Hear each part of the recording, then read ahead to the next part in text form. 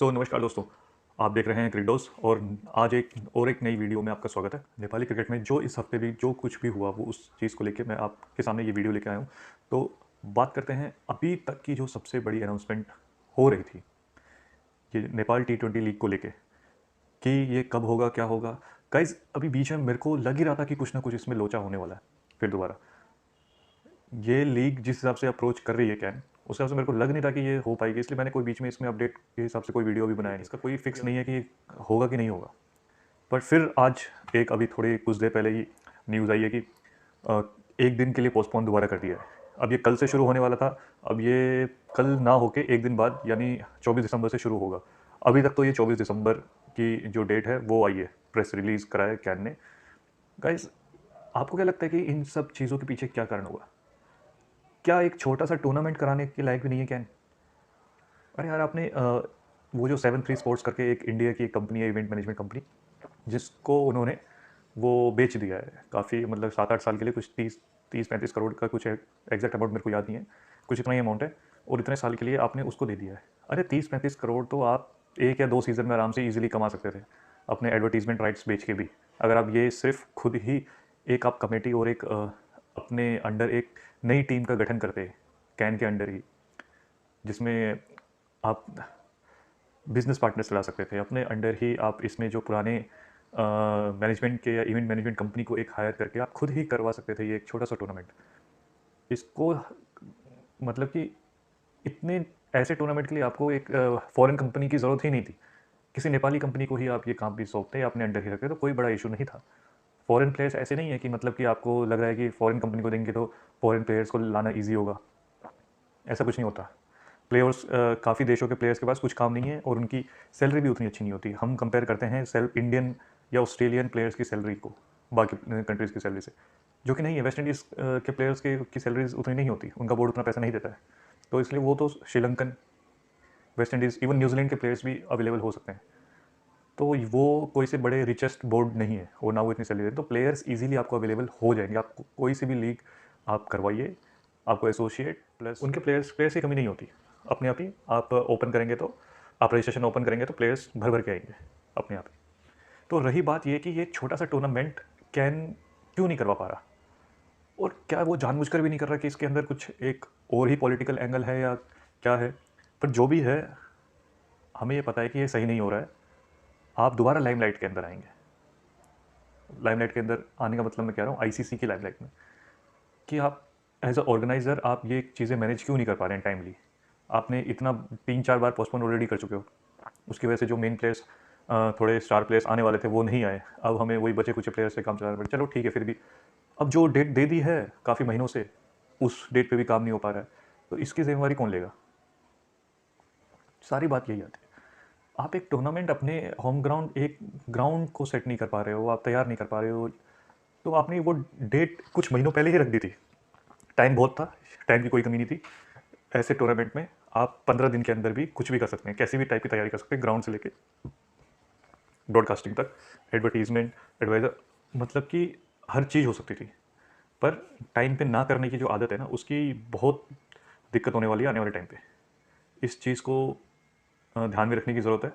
और मेरे को नहीं लगता कि ये टूर्नामेंट उतना ग्लैमरस, जितना जिस लेवल का ईपीएल हुआ था ना लास्ट सीजन, उस लेवल का भी मेरे को नहीं लगता ये टूर्नामेंट होगा। उस लेवल की ब्रॉडकास्टिंग भी शायद मेरे ख्याल से ना हो, क्योंकि पता नहीं क्या है, इनका बजट का कुछ इशू है क्या है। ईपीएल जो हो रहा था, जो लास्ट सीजन ईपीएल का हुआ था, वो बेस्ट था अभी तक का। ब्रॉडकास्टिंग के हिसाब से भी देखो आप, पूरा मतलब इंटरनेशनल मैचेस की फीलिंग आ रही थी उसमें। तो वो जो प्रोडक्शन क्वालिटी होती है कैमरा की, वो क्वालिटी मेरे को नहीं लगता कि ये मैच कर पाएंगे। इन्होंने अभी तक कुछ ऐसे अनाउंसमेंट भी नहीं हुई है कि ब्रॉडकास्ट कौन कर रहा है, कौन सी कंपनी को राइट्स मिला है, सेटेलाइट राइट्स किसके पास है, तो इस पर तो कोई बात ही नहीं कर रहा है। ये मेरे ख्याल से वो जो पीएम कप टाइप का लेवल का ये टूर्नामेंट और उसी टाइप का प्रोडक्शन में ये बन जाएगा कुछ। फिर फिर ऐसे में T20 का क्या मतलब, फ्रेंचाइज लीग का कोई मतलब नहीं रहेगा जब आपकी ऐसी प्रोडक्शन क्वालिटी रहेगी। तो फिर कराओ चाहे ना कराओ, बस हाँ ये है कि प्लेयर्स की प्रैक्टिस हो सकते हैं, पर जो एज अ फैंस जो कनेक्ट होना चाह रहे हैं उनको बहुत निराशा होने वाली है। और ये तो ये जिस तरह से पोस्टपोन हो रहा है ना, तो मेरे को तो लगता है और कोई बहाना है, सिर्फ ये तैयारियों की वजह से ही हो रहा है पोस्टपोन। आप चाहे बहाने श्रम स्वीकृति की बात ले आइए या कुछ भी ले आइए, ये हो रहा है सिर्फ तैयार। अभी तक ग्राउंड भी तैयार नहीं है और आधे तो बंदे ही तैयार, ऑफिशियल्स तैयार नहीं है। ये तैयारियों की वजह से एक दिन इन्होंने टेक्निकल एरर कुछ भी बोल दिया। पर खैर जो भी हो, ये तो चलो पहले सीज़न की बात थी, पर आगे से ये आपको दिमाग में रखना पड़ेगा कि आप ग्लोबल प्रेजेंस जताना चाहते हैं, तो किसी बड़े लेवल पे पूरे वर्ल्ड के सामने दिखाना चाहते हैं कि नेपाल की क्रिकेट किधर है, तो उसका लेवल गिराइए मत, हर साल लेवल बढ़ना चाहिए। आप लेवल को गिराना मत। जिस लेवल का प्रोडक्शन क्वालिटी ईपीएल के टाइम थी, कम से कम उस लेवल की बराबरी तो कर ही लेना। अगर उतनी नहीं हो पाएगी तो ये फिर टूर्नामेंट मैं तो फेल मानूंगा। पूरे साल भर आपने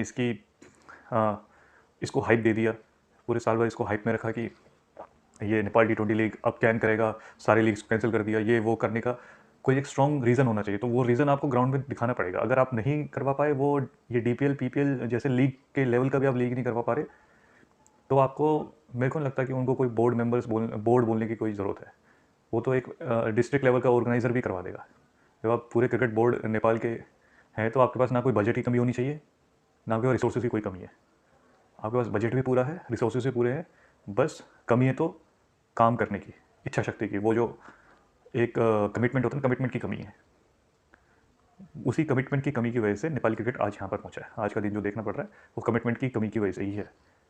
बोर्ड्स की भी काफ़ी गलती है इसके ऊपर। तो समय पर अगर ध्यान नहीं दिया तो